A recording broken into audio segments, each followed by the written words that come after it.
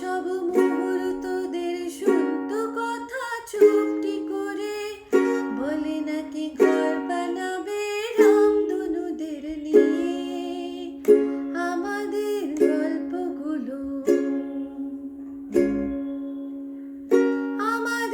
গল্পগুলো লাগাম ছাড়া স্বপ্ন ছিল, ভরি তার চকচকে রোদ, বৃষ্টি ছিল রাতে।